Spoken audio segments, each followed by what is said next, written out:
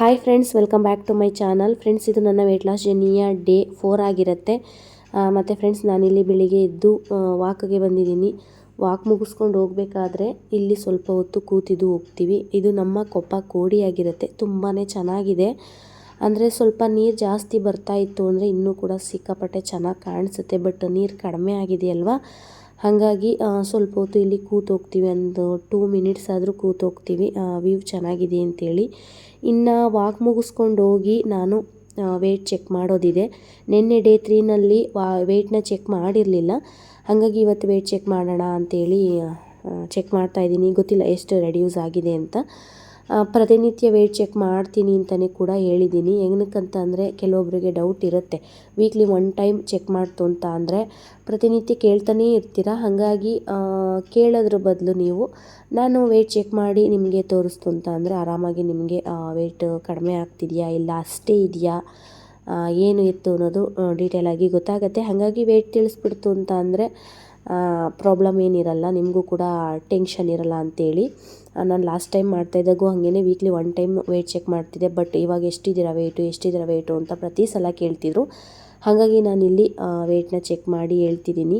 ನನ್ನ ವೆಯ್ಟ್ ಬಂದು ಮೊನ್ನೆ ನನ್ನ ವೆಯ್ಟ್ ಬಂದು 77.85 ಇತ್ತು. ಅಂದರೆ 850 ಗ್ರಾಮು, 77 kg 850 ಗ್ರಾಮು. ಇವತ್ತು ನನ್ನ ವೆಯ್ಟ್ ಬಂದು 77 kg 400 ಗ್ರಾಮು, 450 ಗ್ರಾಮಷ್ಟು ವೆಯ್ಟು ರೆಡ್ಯೂಸ್ ಆಗಿದೆ. ಇನ್ಮೇಲೆ ನನ್ನ ಒಂದು ಡೈಲಿ ರೊಟೀನ್ನ ಸ್ಟಾರ್ಟ್ ಮಾಡ್ಕೋತೀನಿ. ಕೆಲಸಗಳೆಲ್ಲ ಮಾಡಿಕೊಂಡು ಅದ್ರ ಜೊತೆಗೆ ಡೈಲಿ ರೊಟೀನ್ನ ಸ್ಟಾರ್ಟ್ ಮಾಡ್ಕೋತೀನಿ. ಅಂದರೆ ಹೌಸ್ ವೈಫ್ ಆಗಿರೋದ್ರಿಂದ ಮನೆ ಕೆಲಸ ಮಾಡ್ತಾನೆ ನಾವು ನಮ್ಮ ಒಂದು ಡೈಲಿ ರೊಟೀನ್ನ ಕಂಪ್ಲೀಟ್ ಮಾಡ್ಕೋಬೇಕಾಗತ್ತೆ. ಹಾಗಾಗಿ ಕೆಲಸಗಳ ಜೊತೆನೇ ಎಲ್ಲನೂ ಕೂಡ ಕಂಪ್ಲೀಟ್ ಮಾಡ್ಕೋತೀನಿ. ಇನ್ನು ನೋಡಿದ್ರಲ್ವ ಫ್ರೆಂಡ್ಸ್, ನನ್ನ ವೆಯ್ಟು 3 ಡೇಸಲ್ಲೇ 800 ಗ್ರಾಮಷ್ಟು ರೆಡ್ಯೂಸ್ ಆಗಿದೆ. ಅಂದರೆ ಸ್ಟಾರ್ಟಿಂಗ್ ಡೇಸ್ ಅಲ್ವಾ, ಹಾಗಾಗಿ ತುಂಬಾ ಊಟ ತಿಂತಾ ಇರ್ತೀವಿ. ಫುಡ್ ಕಂಟ್ರೋಲ್ನ ಯಾವಾಗ ಮಾಡ್ಕೋತೀವಿ ಅಂದರೆ ಸ್ಟಾರ್ಟ್ ಮಾಡ್ತೀವಿ, ಆ ಟೈಮಲ್ಲಿ ಆಟೋಮೆಟಿಕ್ಕಾಗಿ ವೆಯ್ಟ್ ಕಡಿಮೆ ಆಗೋದು ಚಾನ್ಸಸ್ ಇದೆ. ಹಾಗಾಗಿ ಸಡನ್ನಾಗಿ ವೆಯ್ಟ್ ರೆಡ್ಯೂಸ್ ಆಗ್ತಾ ಬರುತ್ತೆ. ಜಸ್ಟ್ ಇದು 1 ವೀಕಿಗೆ ಮಾತ್ರ ಅಪ್ಲೈ ಆಗೋದು. ಅದಾದ ನಂತರ ನಾವು 1 ವೀಕ್ ನಂತರ ಸ್ವಲ್ಪ ಊಟ ಮಾಡಿಕೊಂಡು ಅಭ್ಯಾಸ ಮಾಡ್ಕೊಂಡಿರ್ತೀವಿ, ಅಡ್ಜಸ್ಟ್ ಆಗಿರ್ತೀವಲ್ವ. ಅದಾದಮೇಲೆ ನಾವು ಸ್ವಲ್ಪ ವಾಕು, ಎಕ್ಸಸೈಜು ಇದನ್ನೆಲ್ಲ ಎಕ್ಸ್ಟ್ರಾ ಮಾಡ್ಕೋತು ಅಂದರೆ ಎಕ್ಸ್ಟ್ರಾ ನಮ್ಮ ದೇಹದಲ್ಲಿರ್ತಕ್ಕಂಥ ಫ್ಯಾಟ್ನ ಬರ್ನ್ ಮಾಡ್ಬೋದು. ಹಾಗಾಗಿ ಈ 1 ವೀಕು ಜಸ್ಟ್ ಫುಡ್ ಕಂಟ್ರೋಲಿಗೆ ಅಡ್ಜಸ್ಟ್ ಆಗಿ ಅದಾದ ನಂತರ ಅದ್ರ ಜೊತೆಗೇ ವಾಕ್ನೂ ಕೂಡ ಮಾಡ್ತಾಯಿರಿ. ಸ್ವಲ್ಪ ವಾಕ್ ಮಾಡ್ತಾಯಿರಿ. ಒಂದು 1/2 hour 20 ಮಿನಿಟ್ಸು ವಾಕ್ ಮಾಡ್ತಾನೆ ಇರಿ, ಬಿಡೋಕ್ಕೆ ಹೋಗ್ಬೇಡಿ. ಅದಾದಮೇಲೆ 1 ವೀಕ್ ನಂತರ ನೀವು ಎಕ್ಸಸೈಸ್ಗಳನ್ನ ಸ್ಟಾರ್ಟ್ ಮಾಡ್ಕೊಳ್ಳಿ. ಮತ್ತು ಫ್ರೆಂಡ್ಸ್, ಇನ್ನೊಂದು ವಿಚಾರ ಏನಪ್ಪ ಅಂತ ಅಂದರೆ, ಯಾರೆಲ್ಲ ಹೌಸ್ ವೈಫ್ಗಳು ಒಂದು ವೆಯ್ಟ್ ಲಾಸ್ ಜರ್ನಿನ ಸ್ಟಾರ್ಟ್ ಮಾಡ್ಕೋಬೇಕು ಅಂತ ಅಂದ್ಕೊಂಡಿದ್ದೀರಾ, ನನ್ನ ಒಂದು ವಿಡಿಯೋನ ನೀವು ನೋಡ್ತಿತ್ತು ಅಂದರೆ ಗೊತ್ತಾಗುತ್ತೆ. ನಾನು ಕೆಲಸ ಮಾಡಿಕೊಂಡೇ ನನ್ನ ಒಂದು ಡೈಲಿ ರೊಟೀನ್ನ ಕಂಪ್ಲೀಟ್ ಮಾಡ್ಕೋತೀನಿ. ಏನಕ್ಕಪ್ಪ ಅಂತ ಅಂದರೆ ಬೆಳಗ್ಗೆಯಿಂದ ಸಂಜೆವರೆಗೂ ನಮಗೆ ಪುರ್ಸೊತ್ತು ಅನ್ನೋದೇ ಇರೋದಿಲ್ಲ. ಬೆಳಗ್ಗೆ ತಿಂಡಿ ರೆಡಿ ಮಾಡು, ಅದ್ರ ಜೊತೆಗೆ ಮನೆ ಕೆಲಸಗಳು, ಅದಾದಮೇಲೆ ಮಧ್ಯಾಹ್ನ ಅಡುಗೆ, ಅದಾದಮೇಲೆ ಮತ್ತೆ ಸಂಜೆ ಮಕ್ಕಳು ಓದಿಸೋದಂತೆ, ಮತ್ತೆ ಅಡುಗೆ ಮಾಡೋದಂತೆ, ನೈಟ್ ಅಡುಗೆ, ಇದೆಲ್ಲ ಕೆಲಸಗಳಿರುತ್ತೆ. ಹಾಗಾಗಿ ನಮಗೆ ನಾವು ಪ್ರತ್ಯೇಕವಾದಂಥ ಟೈಮ್ನ ಕೊಟ್ಕೊಳ್ಳೋದಕ್ಕೆ ಆಗಲ್ಲ. ಆ ಟೈಮಲ್ಲಿ ನಾವೇನು ಮಾಡಬೇಕಪ್ಪ ಅಂತ ಅಂದರೆ ಬೆಳಿಗ್ಗೆ ಎದ್ದು ವಾಕ್ ಮುಗಿಸ್ಕೊಂಡು ಬಂದು ಅದಾದ ನಂತರ ಸ್ವಲ್ಪ ಹೊತ್ತು ವರ್ಕೌಟ್ ಮಾಡಿ ಅದಾದ ನಂತರ ನಾವು ತಿಂಡಿನ ರೆಡಿ ಮಾಡೋದಕ್ಕೆ ಏನು ಬರ್ತೀವಿ, ಆ ಟೈಮಲ್ಲಿ ಅಡುಗೆ ಮನೆಯಲ್ಲೇ ತಿಂಡಿ ರೆಡಿ ಮಾಡ್ತಾ ನಮ್ಮ ಡಿಟಾಕ್ಸ್ ಡ್ರಿಂಕ್ ಏನಿದೆ ಅದನ್ನು ರೆಡಿ ಮಾಡ್ಕೊಂಡು ಕುಡಿಯೋದಂತೆ. ಅದಾದ ನಂತರ ನಮಗೇನಾದರೂ ಸಪ್ರೇಟಾಗಿ ಫುಡ್ ಪ್ರಿಪೇರ್ ಮಾಡ್ಕೋಬೇಕಿತ್ತು ಅಂದರೆ ಜೊತೆಯಲ್ಲೇ ಮನೆಯವರಿಗೆಲ್ಲ ಮಾಡ್ತಾ ಇರ್ತೀವಲ್ಲ ಅಡುಗೆ, ಅದ್ರ ಜೊತೆಗೇ ಫಾಸ್ಟಾಗಿ ಮಾಡ್ಕೊಳ್ಳೋದು. ಈ ಥರ ಎಲ್ಲ ಸಣ್ಣ ಪುಟ್ಟ ಮಾಡ್ಕೊಳ್ತು ಅಂತ ಅಂದರೆ ಟೈಮು ಕೂಡ ಸೇವ್ ಆಗುತ್ತೆ. ಮತ್ತು ನಾವು ನಮಗೋಸ್ಕರನೇ ಟೈಮ್ ಕೊಟ್ಕೊಂಡು ಸ್ವಲ್ಪ ಹೊತ್ತು ಕೂತು ರಿಲ್ಯಾಕ್ಸ್ ಮಾಡಿ ನಾವು ಮಾಡೋಕ್ಕಾಗಲ್ಲ. ಬೆಳಿಗ್ಗೆ ಡ್ಯೂಟಿಗೆ ಹೋಗೋರು ಇರ್ತಾರೆ, ಸ್ಕೂಲಿಗೆ ಹೋಗೋರು ಇರ್ತಾರೆ, ಎಲ್ಲ ರೀತಿಯ ಪ್ರಾಬ್ಲಮ್ಸು ಇರುತ್ತೆ ನಮಗೆ. ಹಾಗಾಗಿ ನಮಗೆ ನಾವು ಟೈಮ್ ಕೊಟ್ಕೊಳ್ಳೋಕ್ಕಾಗಲ್ಲ. ಬಟ್ ಸ್ವಲ್ಪ ಊಟ ಮಾಡೋ ಟೈಮ್ನಲ್ಲಿ ಒಂದು 10 ಮಿನಿಟ್ಸ್ ಆದ್ರೂ, ಇಲ್ಲ ಒಂದು 1/4 ಗಂಟೆ 10 ಮಿನಿಟ್ಸ್ ಆದ್ರೂ ರಿಲ್ಯಾಕ್ಸಾಗಿ ಕೂತು ಊಟ ಮಾಡಬೇಕಾಗತ್ತೆ. ತಿಂದಿದ್ದು ಊಟ ಮೈಗತ್ತಬೇಕು, ಚೆನ್ನಾಗಿ ಡೈಜೆಷನ್ ಆಗಬೇಕು ಅಂದರೆ ಆರಾಮಾಗಿ ಕೂತು ಊಟ ಮಾಡಬೇಕು. ಸ್ವಲ್ಪ ಫುಡ್ಡನ್ನು ತಗೊಳ್ತಾ ಇರ್ತೀವಿ. ಆ ಒಂದು ಫುಡ್ಡನ್ನ ನಾವು ಎಂಜಾಯ್ ಮಾಡಿಕೊಂಡು ತಿಂತು ಅಂದ್ರೇ ಸ್ವಲ್ಪ ಸಮಾಧಾನ ಅನಿಸುತ್ತೆ. ಏನೋ ಆ ಥರಕ್ಕೆ ಒಂದಿಷ್ಟು ತಿನ್ಕೊಳ್ಳೋದು, ವೆಯ್ಟ್ ಲಾಸ್ ಮಾಡ್ತಾಯಿದ್ದೀನಿ ಸಾಕಲ್ವಾ ಅನ್ನೋದು, ಈ ಥರದ್ದೆಲ್ಲ ಮಾಡೋದಕ್ಕೆ ಹೋಗಬೇಡಿ. ನಿಧಾನವಾಗಿ ಅಗ್ದು ಆಹಾರನ ತಿಂದು ಅದಾದ ನಂತರ ಚೆನ್ನಾಗಿ ನೀರನ್ನು ಕುಡೀರಿ. ನಾನು ಕೂಡ ಸೇಮ್ ಅದೇ ರೀತಿ ಮಾಡೋದು. ಬೆಳಗ್ಗೆ ತಿಂಡಿ ರೆಡಿ ಮಾಡ್ತಾ ಇರಬೇಕಾದ್ರೇ ನಾನಿಲ್ಲಿ ಡಿಟಾಕ್ಸ್ ಡ್ರಿಂಕ್ನ ಮಾಡ್ಕೊಂಡು ಕುಡಿತೀನಿ. ಅದಾದ ನಂತರ ತಿಂಡಿ ಎಲ್ಲ ಅಂದರೆ ಬೆಳಗಿನ ಅಡುಗೆನ ರೆಡಿ ಮಾಡಿದ್ಮೇಲೆ ಮೆಂತ್ಯ ನೀರು ತೊಗೊಂಡು ಅದಾದ ನಂತರ ಚಿಂಟುನ ಸ್ಕೂಲು ಕಳಿಸಿ ಆಮೇಲೆ ನನ್ನ ಒಂದು ಬೆಳಗಿನ ಟಿಫನ್ನ ನಾನು ತೊಗೊಳ್ಳೋದು. ಅಂದರೆ 9 ಗಂಟೆ 9:30 ಆಗುತ್ತೆ ನಾನು ಬೆಳಗಿನ ಟಿಫನ್ನ ತೊಗೊಳ್ಳೋದು. ಅಷ್ಟರಲ್ಲಿ ಗ್ಯಾಪ್ ಕೊಟ್ಟು ಡಿಟಾಕ್ಸ್ ಡ್ರಿಂಕು ಮತ್ತು ಮೆಂತ್ಯ ನೀರನ್ನು ತೊಗೊಂಡಿರ್ತೀನಿ. ಇದೆರಡೇ ನೀರು ನಾನು ತೊಗೊಳ್ಳೋದು ಬೆಳಗಿನ ಟೈಮು. ಡಿಟಾಕ್ಸ್ ಡ್ರಿಂಕ್ನ ನೀವು ವಾಕಿಂದ ಬಂದ ತಕ್ಷಣನಾದ್ರೂ ತೊಗೋಬೋದು, ವಾಕಿಗೆ ಹೋಗೋಕ್ಕೆ ಮುಂಚೆನಾದರೂ ತೊಗೋಬೋದು, ಯುವರ್ ಚಾಯ್ಸ್. ಮೆಂತ್ಯ ನೀರನ್ನು ನೀವೇನು ಬೆಳಗಿನ ತಿಂಡಿ ತಿಂತೀರಾ ಆ ತಿಂಡಿ ತಿನ್ನೋದಕ್ಕಿಂತ ಮುಂಚೆನೇ ನೀವು 1 ಅವರ್ ಮುಂಚೆನೇ ಕುಡಿಬೇಕಾಗತ್ತೆ. ಕಂಪಲ್ಸರಿ ಮೆಂತ್ಯ ನೀರನ್ನು ತೊಗೊಳ್ತು ಅಂತ ಅಂದರೆ ಯಾರಿಗಾದ್ರೂ ಹಾರ್ಮೋನಲ್ ಇಂಬ್ಯಾಲೆನ್ಸ್ ಇತ್ತು ಅಂದರೆ ಅದೆಲ್ಲ ಸರಿ ಹೋಗುತ್ತೆ ಮತ್ತು ಹೊಟ್ಟೆ ಬೊಜ್ಜು ಕೂಡ ಕರಗುತ್ತೆ.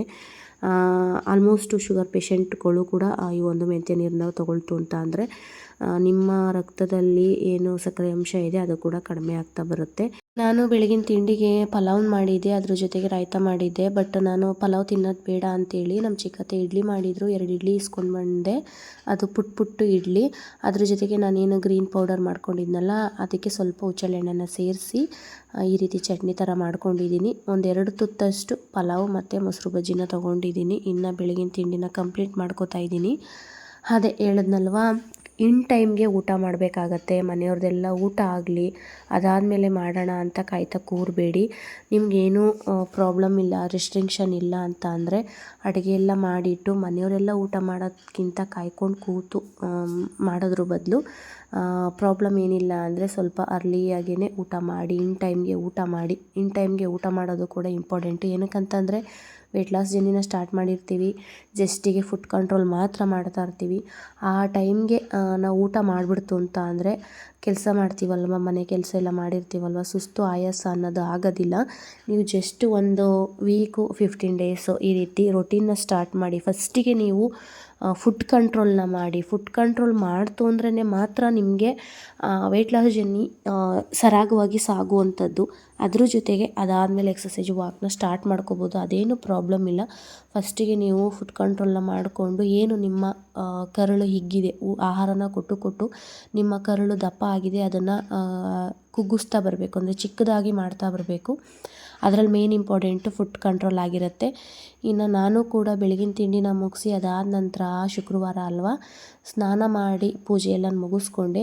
ಇನ್ನು ಮಧ್ಯಾಹ್ನದ ಊಟಕ್ಕೆ ಏನು ಬೇಡ, ಬೆಳಗ್ಗೆನೇ ಸ್ವಲ್ಪ ಜಾಸ್ತಿ ತಿಂದಿದ್ದೀನಿ ಅಂತ ಅನ್ನಿಸ್ತಿತ್ತು, ಫೀಲ್ ಆಗ್ತಿತ್ತು. ಹಾಗಾಗಿ ನಾನಿಲ್ಲಿ ಓಟ್ಸ್ ಗಂಜಿನ ಮಾಡ್ಕೋತಾ ಇದ್ದೀನಿ. ನಾನು ಮನ್ನ ಓಟ್ಸ್ನ ಯೂಸ್ ಮಾಡೋದು, ರಾ ಓಟ್ಸ್ ಇದು, ಯಾವುದೇ ರೀತಿಯ ಮಸಾಲ ಓಟ್ಸ್ ಅಲ್ಲ, ಹಾಗೇ ಸಿಂಪಲ್ ರಾ ಓಟ್ಸ್ ಇದು. ಇದಕ್ಕೆ ನಾನು ಸ್ವಲ್ಪ ನೀರನ್ನು ಸೇರಿಸಿ ಗಂಜಿ ಮಾಡ್ಕೋತಾ ಇದ್ದೀನಿ. ಉಪ್ಪಾಕಿ ಗಂಜಿನ ಮಾಡ್ಕೋಬೋದು, ಬಟ್ ನನಗೆ ಯಾಕೋ ಶುಗರ್ ತಿನ್ನಬೇಕು ಅಂತ ಅನ್ನಿಸ್ತಿತ್ತು. ಹಾಗಾಗಿ ಬೆಲ್ಲದ ಪೌಡರ್ನ ಸೇರಿಸಿ ಲೈಟಾಗಿ, ಜಾಸ್ತಿ ಸ್ವೀಟ್ ಅಲ್ಲ, ಲೈಟ್ ಸ್ವೀಟ್ನ ಮಾಡಿಕೊಂಡು ಇಲ್ಲಿ ಓಟ್ಸ್ ಗಂಜಿನ ತೊಗೋತಾ ಇದ್ದೀನಿ. 1 ಬೌಲಷ್ಟು ತೊಗೋತಾ ಇದ್ದೀನಿ. ಸ್ವಲ್ಪ ಜಾಸ್ತಿ ಕ್ವಾಂಟಿಟಿಲೇ ಮಾಡ್ತಾಯಿದ್ದೀನಿ. ಚಿಂಟು ನಮ್ಮ ಮನೆಯವರಿಬ್ಬರು ತಿಂತಾರೆ ಅಂತೇಳಿ, ಅಂದರೆ ಸ್ವಲ್ಪ ಬೆಲ್ಲದ ಪೌಡ್ರೆಲ್ಲ ಹಾಕಿದ್ರೆ ಅವ್ರಿಗೂ ಕೂಡ ಇಷ್ಟ ಆಗುತ್ತೆ ಅಂತೇಳಿ ನಾನಿಲ್ಲಿ ಎಲ್ರಿಗೂ ಅಂತಲೇ ಮಾಡ್ತಾಯಿದ್ದೀನಿ. ನಾನೊಂದು ಸಣ್ಣ ಬೌಲಲ್ಲಿ ತೊಗೋತೀನಿ.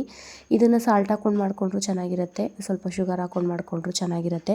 ಶುಗರ್ ಕ್ರೇವಿಂಗ್ ಯಾಕೆ ಆಗ್ತಿದೆ ಅಂದರೆ ಈಗ 2-3 ಡೇಸಿಂದ ಜಾಸ್ತಿ ಏನು ಫುಡ್ ತೊಗೋತಾ ಇಲ್ಲ. ಔಟ್ ಫುಡ್ಡು ಅಂದರೆ ಹೊರಗಿಂದ ಬೇಕ್ರಿಯಿಂದ ತರ್ತಕ್ಕಂಥ ಫುಡ್ ಏನೂ ತಿಂತಿಲ್ಲ, ಮತ್ತು ಬೇರೆ ಏನು ಎಕ್ಸ್ಟ್ರಾ ತಿಂತಿಲ್ಲ. ಮನೆ ಊಟ 3 ಹೊತ್ತು ಮನೆ ಊಟ ಮಾಡ್ತಾಯಿದ್ದೀನಿ, ಲಿಮಿಟಲ್ಲಿ ಊಟ ಮಾಡ್ತಾಯಿದ್ದೀನಲ್ವ, ಹಾಗಾಗಿ ಶುಗರ್ ಕ್ರೇವಿಂಗ್ ಆಗ್ತಿದೆ, ಅಂದರೆ ಸ್ವೀಟ್ ಕ್ರೇವಿಂಗ್ ಆಗ್ತಿದೆ. ಆಲ್ಮೋಸ್ಟು ಯಾರಾದರೂ ವೆಯ್ಟ್ ಲಾಸ್ ಜರ್ನಿನ ಸ್ಟಾರ್ಟ್ ಮಾಡ್ಕೊಂಡಿತ್ತು ಅಂತ ಅಂದರೆ ಸ್ಟಾರ್ಟ್ ಮಾಡ್ಕೊಂಡಿದ್ದ 1-2-3 ದಿನಕ್ಕೇ ನಿಮಗೆ ಏನಾದರೂ ಸ್ವೀಟ್ ತಿನ್ನಬೇಕು ಅಂತ ಕ್ರೇವಿಂಗ್ ಆಗ್ತಾನೆ ಇರುತ್ತೆ. ಆ ಟೈಮಲ್ಲಿ ನೀವೇನು ಮಾಡಬೇಕಂತ ಅಂದರೆ ಮನೆಯಲ್ಲೇ ಬೆಲ್ಲದ ಪೌಡ್ರನ್ನ ಯೂಸ್ ಮಾಡಿಕೊಂಡು ಯಾವುದಾದ್ರೂ ಸ್ವೀಟ್ ಐಟಮ್ನ ಮಾಡಿಕೊಂಡು ತಿನ್ನಿ, ಅಂದರೆ ಹೆಲ್ದಿಯಾಗಿರ್ತಕ್ಕಂಥ ಒಂದು ರೆಸಿಪಿನ ಮಾಡ್ಕೊಂಡು ತಿನ್ನಿ. ತೊಂದರೆ ಏನಿಲ್ಲ. ತೀರಾ ಕಟ್ಟಾಕೊಂಡು ನಮ್ಮನ್ನು ನಾವೇ ತೀರಾ ಕಟ್ಟಾಕೊಂಡು ವೆಯ್ಟ್ ಲಾಸ್ ಜರ್ನಿನ ಮಾಡೋದು ಬೇಡ. ಸಿಂಪಲ್ಲಾಗಿ ಮನೆ ಊಟನೇ ಮಾಡಿಕೊಂಡು ಆರಾಮಾಗಿ ವೆಯ್ಟ್ ಲಾಸ್ನ ಮಾಡೋಣ. ಈ ರೀತಿ ಏನಾದರೂ ಸ್ವೀಟ್ ಕ್ರೇವಿಂಗ್ ಆದಾಗ ಮಾಡ್ಕೊಂಡು ತಿನ್ನಿ, ತೊಂದರೆ ಏನಿಲ್ಲ. ಬಟ್ ನಾನು ಮುಂಚೆ ಈ ಥರ ಯಾವುದೂ ಕೂಡ ಸ್ವೀಟ್ ಐಟಮ್ ತಿಂದೇನೆ ವೆಯ್ಟ್ ಲಾಸ್ ಜರ್ನಿನ ಮಾಡಿಕೊಂಡೆ. ಬಟ್ ಅದು ಎಲ್ರಿಗೂ ಕೂಡ ಅಪ್ಲೈ ಆಗೋಲ್ಲ. ಕೆಲವೊಬ್ಬರಿಗೆ ತಿನ್ನಲೇಬೇಕು ಅಂತ ಸುಮಾರು ಸಲ ಅನಿಸ್ಬಿಡುತ್ತೆ. ಆವಾಗ ಏನು ಮಾಡೋಕ್ಕಾಗಲ್ಲ, ತಿಂದುಬಿಡ್ತೀರ. ಹಾಗಾಗಿ ಬ್ಯಾಲೆನ್ಸ್ ಮಾಡ್ಕೊಳ್ಳೋದನ್ನು ನಾನಿಲ್ಲಿ ತೋರಿಸೋಣ, ಎಲ್ಲ ರೀತಿ ಫುಡ್ಡು ಇರಲಿ ಅಂತೇಳಿ ಒಂದು ಟ್ರೈ ಮಾಡ್ತಾಯಿದ್ದೀನಿ. ಹಾಗಾಗಿ ಇದು ಕೂಡ ಯೂಸ್ ಆಗುತ್ತೆ ವೆಯ್ಟ್ ಲಾಸ್ ಮಾಡ್ಕೊಳ್ಳೋದಕ್ಕೆ. ಮತ್ತು ಫ್ರೆಂಡ್ಸ್, ಒಬ್ಬರು ಕಮೆಂಟಲ್ಲಿ ತಿಳಿಸಿದ್ರಿ, ಏರ್ ಫಾಲ್ ಆಗ್ತಿದೆ, ಡಯಟ್ ಮಾಡ್ತಾಯಿದ್ದೀನಿ, ವೆಯ್ಟ್ ಲಾಸು ಕೂಡ ಆಗ್ತಾಯಿದ್ದೀನಿ, ಬಟ್ ಏರ್ ಫಾಲ್ ಆಗ್ತಿದೆ, ಏನು ಮಾಡೋದು ಅಂತ. ಡಯಟ್ ಮಾಡೋದ್ರಿಂದ ಏರ್ ಫಾಲ್ ಆಗುತ್ತೆ ಅನ್ನೋದು ಸುಳ್ಳು. ನನಗೆ ಏರ್ ಅನ್ನೋದು ಚೆನ್ನಾಗಿ ಗ್ರೋತ್ ಆಗುತ್ತೆ ಡಯಟ್ ಮಾಡೋ ಟೈಮಲ್ಲಿ. ಏನಕ್ಕಂತಂದರೆ ಎಲ್ಲ ಥರದ ನ್ಯೂಟ್ರಿಷನ್ಸ್ನ ನಾವು ತೊಗೋತೀವಿ. ಒಂದು ವಿಟಮಿನ್ನು, ಪ್ರೋಟೀನು ಎಲ್ಲ ಥರದ್ದು ನಮಗೆ ಸಿಗುತ್ತೆ ಆ ಟೈಮಲ್ಲಿ. ಹಾಗಾಗಿ ಯಾವುದೇ ರೀತಿ ಏರ್ ಫಾಲ್ ಅನ್ನೋದು ಆಗ್ತಿಲ್ಲ. ಬಟ್ ನನಗೆ ಏರ್ ಫಾಲ್ ಆಗಿದ್ದಂತಂದರೆ ಬಿಸಿಲಲ್ಲಿ ಓಡಾಡಿದೆ, ಬಸ್ಸಲ್ಲಿ ಓಡಾಡಿದೆ. 1-2 ತಿಂಗಳು ಕಂಟಿನ್ಯೂಸ್ ಆಗಿ ಬಸ್ಸಲ್ಲಿ ಓಡಾಡೋದ್ನಲ್ಲ, ಅದರ ಪ್ರಭಾವಕ್ಕೆ ಹೀಟಿಗೆ ನನಗೆ ಏರ್ ಫಾಲ್ ಆಗಿತ್ತು. ಬಟ್ ಏರ್ ಫಾಲ್ನ ತಡೆಗಟ್ಟಬೇಕು ಅಂತ ಅಂದರೆ ಡಯಟ್ ಮಾಡುವಾಗ ಒಂದು ಸೀಡ್ಸ್ನ ಆ್ಯಡ್ ಮಾಡ್ಕೊಳ್ಳಿ. ಆ ಒಂದು ಸೀಡ್ಸ್ನ ತೊಗೊಳ್ತು ಅಂತ ಅಂದರೆ ಆರಾಮಾಗಿ ಏರ್ ಗ್ರೋತ್ ಆಗುತ್ತೆ ಮತ್ತು ಥಿಕ್ನೆಸ್ಸು ಕೂಡ ಬರುತ್ತೆ. ಮತ್ತು ಆ ಒಂದು ಸೀಡ್ಸ್ನ ಪೇಸ್ಟ್ ರೀತಿ ಮಾಡಿಕೊಂಡು ಏರಿಗೂ ಕೂಡ ಅಪ್ಲೈ ಮಾಡ್ತಾರೆ. ಬಟ್ ಆ ರೀತಿ ಮಾಡೋದ್ರ ಬದಲು ಡೈರೆಕ್ಟಾಗಿ ನಾವು ತಿಂತು ಅಂತ ಅಂದರೆ ನಮ್ಮ ಒಂದು ಕೂದಲಿನ ಬುಡಕ್ಕೆ, ಬೇರಿಗೆ, ಅದರ ರೂಟಿಗೆ ಒಂದು ಒಳ್ಳೆ ನ್ಯೂಟ್ರಿಷನ್ ಸಿಗುತ್ತೆ. ಹಾಗಾಗಿ ಯಾವ ಸೀಡ್ಸಪ್ಪ ಅಂತಂದರೆ ಫ್ಲಾಕ್ಸ್ ಸೀಡ್ಸು ಕೇಳಿರ್ತೀರ, ಅಗಸೆ ಬೀಜ, ಕನ್ನಡದಲ್ಲಿ ಅಗಸೆ ಬೀಜ ಅಂತೀವಿ. ಈ ಒಂದು ಅಗಸೆ ಬೀಜನ ತಿಂತು ಅಂತ ಅಂದರೆ ಏರ್ ಗ್ರೋತು ಚೆನ್ನಾಗಾಗತ್ತೆ. ಇದ್ರದ್ದು ಜೆಲ್, ಅಗಸೆ ಬೀಜದ ಜೆಲ್, ಫ್ಲಾಕ್ಸ್ ಸೀಡ್ಸ್ ಜೆಲ್ಲು, ಇಲ್ಲಾಂದರೆ ಫ್ಲಾಕ್ಸ್ ಸೀಡ್ಸು ಇದು ಹೇರ್ ಪ್ಯಾಕ್, ಇದನ್ನೆಲ್ಲ ಮಾಡ್ಕೋತಾರೆ. ಅದ್ರ ಬದಲು ನಾವು ಹೊಟ್ಟೆಗೆ ಸೇವನೆ ಮಾಡ್ತು ಅಂತ ಅಂದರೆ ಇದ್ರದ್ದು ಏನು ನ್ಯೂಟ್ರಿಷನ್ಸ್ ಇದೆ ಅದು ನಮಗೆ ಡೈರೆಕ್ಟಾಗಿ ಸಿಗುತ್ತೆ. ನಮ್ಮ ಒಂದು ಹೇರ್ ಗ್ರೋತ್ ಆಗೋದಕ್ಕೆ ಹೆಲ್ಪ್ ಮಾಡುತ್ತೆ. ಇದನ್ನು ನಿಮ್ಮ ಡಯಟ್ನಲ್ಲಿ ಆ್ಯಡ್ ಮಾಡ್ಕೊಳ್ಳಿ. ಈ ಒಂದು ಸೀಡ್ಸ್ನ ಚೆನ್ನಾಗಿ ಏರ್ ಗ್ರೋತ್ ಆಗುತ್ತೆ, ಎಲ್ಲೂ ಕೂಡ ಏರ್ ಫಾಲ್ ಆಗಲ್ಲ, ಮತ್ತು ಇನ್ನೂ ಥಿಕ್ನೆಸ್ ಆಗಿ ಹೇರ್ ಬರುತ್ತೆ. ಈ ಒಂದು ಸೀಡ್ಸ್ನ ಯೂಸ್ ಮಾಡಿ, ತುಂಬಾ ಒಳ್ಳೆಯದು. ಹಾಗಾಗಿ ನಾನು ಈ ಒಂದು ಸೀಡ್ಸ್ನ ಸಜೆಸ್ಟ್ ಮಾಡ್ತೀನಿ ನಿಮಗೆ. ಮತ್ತು ಡಯಟಲ್ಲೂ ಕೂಡ ಯೂಸ್ ಮಾಡ್ಬೋದು. ಇದನ್ನು ಪೌಡರ್ ಮಾಡಿಟ್ಕೊಂಡು ಮಜ್ಜಿಗೆನೂ ಕೂಡ ಹಾಕ್ಕೊಂಡು ಕುಡಿಬೋದು. 1 ಟೇಬಲ್ ಸ್ಪೂನಷ್ಟು ಮಜ್ಜಿಗೆಗೂ ಕೂಡ ಸೇರಿಸಿ ಕುಡಿಬೋದು. ಅಗದು ತಿನ್ನೋಕ್ಕಾಗಲಿಲ್ಲ ಅಂದರೆ ಪೌಡರ್ ಮಾಡಿಕೊಂಡು ಮಜ್ಜಿಗೆಗೆ ಸೇರಿಸ್ಕೊಂಡು ಕುಡೀರಿ. ನಿಧಾನವಾಗಿ ಒಂದೊಂದೇ ಎಕ್ಸ್ಪ್ಲೈನ್ ಮಾಡ್ತೀನಿ, ನನಗೂ ಕೂಡ ಟೈಮ್ ಕೊಡಿ. ಯಾಕಂದರೆ ಹೆಲ್ತ್ ಅಪ್ಸೆಟ್ ಆಗಿರೋದ್ರಿಂದ ಅಷ್ಟೇನೂ ನನಗೆ ವಿಚಾರಗಳನ್ನ ಶೇರ್ ಮಾಡೋಕ್ಕಾಗ್ತಿಲ್ಲ. ನಿಧಾನವಾಗಿ ನಾನೆಲ್ಲನೂ ಕೂಡ ತಿಳಿಸ್ತೀನಿ. ಇದನ್ನು ಯೂಸ್ ಮಾಡಿ. ಈ ಒಂದು ಓಟ್ಸ್ನಲ್ಲಿ ಫೈಬರ್ ಕಂಟೆಂಟ್ ಇರೋದ್ರಿಂದ ದೊಡ್ಡೋರಿಂದ ಹಿಡಿದು ಚಿಕ್ಕವ್ರವರೆಗೂ ಕೂಡ ಇದನ್ನು ಕೊಡ್ಬೋದು. ಮಕ್ಳಿಗೂ ಸುಧಾ ಕೊಡ್ಬೋದು. ನಾವು ನಮ್ಮ ಪಾಪುಗೆ ಸ್ವಲ್ಪ ಸಾಲ್ಟನ್ನು ಸೇರಿಸಿ ಓಟ್ಸ್ ಮಾಡಿಕೊಡ್ತೀವಿ. ಬಟ್ ನಾನು ಸ್ವಲ್ಪ ಸ್ವೀಟ್ ಹಾಕಿ ಮಾಡಿದ್ನಲ್ಲ, ತಿನ್ನಿಸ್ತಾ ಇದ್ದೆ, ಇಷ್ಟಪಟ್ಟು ತಿಂತಿದ್ದ. ಒಂದು ಆಲ್ರೆಡಿ ಊಟ ಆಗಿತ್ತು ಮಧ್ಯಾಹ್ನದ್ದು. ಬಟ್ ಸ್ವೀಟ್ ಇತ್ತಲ್ಲ, ಮಕ್ಕಳಿಗೆ ಸ್ವೀಟ್ ತೋರಿಸ್ಬಾರ್ದು, ರುಚಿ ಹಿಡಿದು ಬಿಡ್ತಾರೆ, ತುಂಬ ಇಷ್ಟಪಟ್ಟು ತಿಂತಾರೆ ಅಂತ ಹೇಳ್ತೀವಲ್ಲ. ಹಾಗಾಗಿ ಅವ್ನು ಸ್ವಲ್ಪ ರುಚಿ ಹಿಡ್ಕೊಂಡು ಅದನ್ನು ತಿಂತಿದ್ದ. ನಾನು ಸರಿ ತಿಂತಿದ್ದಾನಲ್ಲ ಅಂತೇಳಿ ತಿನ್ನಿಸಿ, ಅದಾದ ನಂತರ ನಾನು ಕೂಡ ಸಪ್ರೇಟಾಗಿ ಇನ್ನೊಂದು ಸಲ ಹಾಕ್ಕೊಂಡು ತಿಂದೆ. ಒಂದು ಬೌಲ್ನ ನಾನು ಕೂಡ ತಿಂದೆ. ಇನ್ನು ಹೇಳ್ತಿದ್ನಲ್ವ ಫ್ರೆಂಡ್ಸ್, ತೀರಾ ಕಟ್ಟಾಕೊಂಡು ನಮ್ಮನ್ನು ನಾವು ಏನೋ ಒಂದು ವೆಯ್ಟ್ ಲಾಸ್ ಮಾಡ್ತಿದ್ದೀನಿ, ಅದನ್ನು ತಿನ್ನಬಾರ್ದು, ಇದನ್ನು ತಿನ್ನಬಾರ್ದು, ಹಾಗೆ ಹೀಗೆ ಅಂತೆಲ್ಲ ತೀರಾ ರಿಸ್ಟ್ರಿಕ್ಷನಲ್ಲಿ ಇಟ್ಕೊಳ್ಳೋದು ಬೇಡ. ಎಷ್ಟು ಬೇಕೋ ಅಷ್ಟು ಕಂಟ್ರೋಲ್ ಮಾಡ್ಕೊಳ್ಳೋಣ. ಬೆಳಗ್ಗೆ, ಮಧ್ಯಾಹ್ನ, ಸಂಜೆ ಊಟ ಹೆಲ್ದಿಯಾಗಿರಲಿ, ಎಲ್ಲ ಥರ ಒಂದು ವಿಟಮಿನಿಂದ ಕೂಡಿರಲಿ. ಅಂದರೆ ಕಡಿಮೆ ಕ್ವಾಂಟಿಟಿಲಿರಲಿ, ತೀರಾ ಜಾಸ್ತಿ ಫುಡ್ಡು ಬೇಡ. ನಾನು ಎಷ್ಟು ತೊಗೋತಾ ಇದ್ದೀನಿ ನೋಡ್ತಾ ಇರ್ಬೋದು ನೀವೇನೇ ಪ್ರಮಾಣನ. ನಿಮಗೆ ಕಣ್ಣಲ್ಲಿ ನೋಡ್ತು ಅಂತ ಅಂದರೆ ಗೊತ್ತಾಗುತ್ತೆ, ಒಂದು ಐಡಿಯಾ ಬರುತ್ತೆ. ಅದನ್ನು ಗ್ರಾಮ್ ಲೆಕ್ಕದಲ್ಲೋ ಇಲ್ಲ ಒಂದು ಕ್ಯಾಲೋರಿ ಲೆಕ್ಕದಲ್ಲೋ ಕೌಂಟ್ ಮಾಡೋ ಅವಶ್ಯಕತೆನೇ ಇರಲ್ಲ. ಒಂದು ಬೌಲ್ ಮೆಸರ್ಮೆಂಟ್ ಇಟ್ಕೊಳ್ಳಿ. ಒಂದು ವಾರ ಆ ಬೌಲಲ್ಲಿ ಮೆಸರ್ಮೆಂಟ್ ಇಟ್ಕೊಂಡು, ಒಂದು ರೈಸ್ ಆಗಿರ್ಬೋದು, ಏನೋ ಒಂದು ಬೇರೆ ತಿಂಡಿಗಳಾಗಿರ್ಬೋದು, ಅದನ್ನು ಅಳತೆ ಮಾಡಿಕೊಂಡು ತೊಗೊಳ್ಳಿ. ಅದಾದ ನಂತರ ಅದಕ್ಕಿಂತ ಸ್ವಲ್ಪ ಕಡಿಮೆನೇ ತಿಂತೀನಿ ನಾನು, ನನಗೆ ಅಷ್ಟೇನು ಹಶ್ವಾಗ್ತಿಲ್ಲ, ಸುಸ್ತಾಗ್ತಿಲ್ಲ ಅಂದಾಗ ಅದಕ್ಕಿಂತ ಒಂದು 2-3 ಸ್ಪೂನು ಕಡಿಮೆ ಬನ್ನಿ. ತೀರಾ ಬರೋದಲ್ಲ. ಒಂದು ಬೌಲ್ ಅಂತಿತ್ತು ಅಂದರೆ ಒಂದು ದೊಡ್ಡ ಬೌಲಲ್ಲಿ ತೊಗೊಂಡಿದ್ದೀರಾ ಅಂದರೆ ಆ ದೊಡ್ಡ ಬೌಲಿಂದ ಒಂದು ವಾರ ಕಳೆದ್ಮೇಲೆ ಒಂದು 2-3 ಸ್ಪೂನಷ್ಟು ಲೆಸ್ ಮಾಡಿ. ಆ ರೀತಿ ನಿಮ್ಮ ಒಂದು ಊಟನ ನೀವು ಕಂಪ್ಲೀಟ್ ಮಾಡ್ಕೋಬೇಕು ಬೆಳಿಗ್ಗೆ ಮಧ್ಯಾಹ್ನ ಸಂಜೆ. ಅದಾದ ನಂತರ ಡ್ರಿಂಕ್ಗಳನ್ನ ತೊಗೊಳ್ಬೇಕಾಗತ್ತೆ. ಮೆಂತ್ಯ ನೀರಾಗಿರ್ಬೋದು, ಮತ್ತು ಬೆಳಿಗ್ಗೆ ಡಿಟಾಕ್ಸ್ ಡ್ರಿಂಕ್ ಆಗಿರ್ಬೋದು, ಅದ್ರ ಜೊತೆಗೆ ಗ್ರೀನ್ ಟೀ, ಇನ್ನು ನಟ್ಸ್ಗಳು ಸೀಡ್ಸ್ಗಳು ಅದ್ರ ಬಗ್ಗೆ ನಾನು ಇನ್ನೂ ತಿಳಿಸಿಲ್ಲ, ಅದನ್ನು ತಿಳಿಸ್ತೀನಿ. ಆ ಥರದ್ದೆಲ್ಲ ತೊಗೊಂಡ್ರೆ ಇನ್ನೂ ಕೂಡ ವೆಯ್ಟ್ ಲಾಸ್ ಮಾಡ್ಕೊಳ್ಳೋದಕ್ಕೆ ಹೆಲ್ಪ್ ಆಗುತ್ತೆ. ಇನ್ನು ವಾಕು ಇಂಪಾರ್ಟೆಂಟ್ ಆಗುತ್ತೆ ವೆಯ್ಟ್ ಲಾಸ್ಗೆ, ಮತ್ತು ಎಕ್ಸಸೈಜು ಕೂಡ ಇಂಪಾರ್ಟೆಂಟ್ ಆಗುತ್ತೆ. ಅದು ಕೂಡ 1 ವೀಕ್ ಜಸ್ಟು ನೀವು ಫುಡ್ ಕಂಟ್ರೋಲ್ ಬಂದಮೇಲೆ 1 ವೀಕ್ ಆದ ನಂತರ ಅದನ್ನು ಕೂಡ ಅಡ್ಜಸ್ಟ್ ಮಾಡ್ಕೊತು ಅಂದರೆ ಫುಡ್ ಕಂಟ್ರೋಲ್ ಜೊತೆಗೆ ಈ ಒಂದಿಷ್ಟು ಡ್ರಿಂಕ್ಗಳಾಗಿರ್ಬೋದು, ಇಲ್ಲ ಒಂದು ನಮ್ಮ ದೈಹಿಕ ವ್ಯಾಯಾಮ ಏನಿದೆ ಅದಿರ್ಬೋದು, ಅಡ್ಜಸ್ಟ್ ಮಾಡ್ಕೊಬಿಡ್ತು ಅಂದರೆ ಆರಾಮಾಗಿ ಆಟೋಮೆಟಿಕ್ಕಾಗಿ ನಿಮಗೆ ಒಂದು ಟ್ರಿಕ್ ಬರುತ್ತೆ. ಹೆಂಗೆ ನಾನು ವೆಯ್ಟ್ ಲಾಸ್ ಮಾಡೋದು, ದಪ್ಪ ಆದ್ರೂ ಕೂಡ ನಾನು ಯಾವ ರೀತಿ ವೆಯ್ಟ್ ಲಾಸ್ ಮಾಡ್ಕೋಬೋದು ಅನ್ನೋ ಒಂದು ಟ್ರಿಕ್ ನಿಮಗೇನೆ ಗೊತ್ತಾಗುತ್ತೆ. ಆರಾಮಾಗಿ ನೀವು ವೆಯ್ಟ್ ಲಾಸ್ನ ಮಾಡ್ಕೋಬೋದು. ಬೇರೆಯವರ ರೆಫರ್ ಬೇಕೇ ಆಗಿರಲ್ಲ. ಆರಾಮಾಗೇ ನೀವು ನಿಮ್ಮ ಮನೆಯಲ್ಲೇ ನೀವೇನೇ ಫುಡ್ನ ಪ್ರಿಪೇರ್ ಮಾಡಿಕೊಂಡು ನೀವು ವೆಯ್ಟ್ ಲಾಸ್ನ ಮಾಡ್ಕೋಬೋದು ಅಂತ ಹೇಳ್ತಾ, ಇನ್ನು ಫ್ರೆಂಡ್ಸ್ ನಾನಿಲ್ಲಿ ನೈಟ್ ಊಟಕ್ಕೆ ಕರ್ಮೀನ್ ಸಾಂಬಾರನ್ನ ಮಾಡ್ತಾಯಿದ್ದೀನಿ. ನೆಗಡಿ ಆಗಿತ್ತಲ್ವ, ಕರ್ಮೀನ್ ಸಾಂಬಾರನ್ನ ಮಾಡೋಣ ಅಂಥೇಳಿ, ಅದ್ರ ಜೊತೆಗೆ ಮುದ್ದೆ ಮಾಡ್ಕೊಳ್ಳೋಣ ಅಂಥೇಳಿ ನಾನಿಲ್ಲಿ ಮಾಡ್ತಾಯಿದ್ದೀನಿ. ಇನ್ನು ಗ್ರೀನ್ ಟೀ ಈವ್ನಿಂಗ್ ಅಲ್ವಾ, ಸ್ವಲ್ಪ ಬೇಗನೆ ಅಡುಗೆ ಮಾಡ್ತಾಯಿದ್ದೀನಿ. ಸ್ವಲ್ಪ ಬೇಗನೆ ಊಟ ಮಾಡಿ ರೆಸ್ಟ್ ಮಾಡೋಣ ಅಂಥೇಳಿ. ಡಯಟಲ್ಲಿದ್ದಾಗ ಬೇಗ ಕೆಲಸಗಳು ಆಗಿಬಿಡುತ್ತೆ, ಊಟನೂ ಆಗುತ್ತೆ. ಹಾಗಾಗಿ ಅಡುಗೆ ಮಾಡಿಕೊಂಡು ಅದ್ರ ಜೊತೆಗೆ ಗ್ರೀನ್ ಟೀನೂ ಕೂಡ ಮಾಡಿಕೊಂಡು ಈವ್ನಿಂಗ್ ಸ್ನ್ಯಾಕ್ಸ್ ರೀತಿ ಮುಗಿಸ್ಕೊಂಡೆ. ಅದೇ ಹೇಳಿದ್ನಲ್ವ, ಫ್ರೂಟ್ಸು ನಟ್ಸ್ ಇದನ್ನೆಲ್ಲ ತೊಗೋತಾ ಇಲ್ಲ, ಅದನ್ನು ಕೂಡ ತೊಗೋಬೇಕು. ಅದೆಲ್ಲ ಕ್ರಮೇಣವಾಗಿ ತಿಳಿಸ್ತೀನಿ. ಫ್ರೂಟ್ಸ್ಗಳೆಲ್ಲ ಏನಕ್ಕೆ ತೊಗೋತಾ ಇಲ್ಲ ಅಂದರೆ ಸ್ವಲ್ಪ ಶೀತ ಆಗಿರೋದ್ರಿಂದ ತೊಗೊಳ್ತಿಲ್ಲ, ಶೀತ ಆಗುತ್ತೇನೋ ಅಂತೇಳಿ. ಇನ್ನು ನಟ್ಸ್ಗಳೆಲ್ಲ ಅದ್ರ ಬಗ್ಗೆನೂ ಕೂಡ ತಿಳಿಸ್ತೀನಿ. ಇನ್ನು ಫ್ರೆಂಡ್ಸ್, ಏನಾದರೂ ಡೌಟ್ಸ್ ಇತ್ತು ಅಂದರೆ ಪ್ಲೀಸ್ ಕಮೆಂಟ್ಸ್ ಮುಖಾಂತರ ತಿಳಿಸಿ, ಆದಷ್ಟು ನಾನು ನಿಮಗೆ ಹೆಲ್ಪ್ ಮಾಡ್ತೀನಿ. ಇನ್ನಷ್ಟು ಕಮೆಂಟ್ಗಳ ಬಗ್ಗೆ ನಾನು ರಿಪ್ಲೈ ಮಾಡೋದಿದೆ, ನಾಳಿನ ವೀಡಿಯೋದಲ್ಲಿ ರಿಪ್ಲೈ ಮಾಡ್ತೀನಿ ಫ್ರೆಂಡ್ಸ್. ಇನ್ನು ಅಲ್ಲಿವರೆಗೂ good night and bye friends.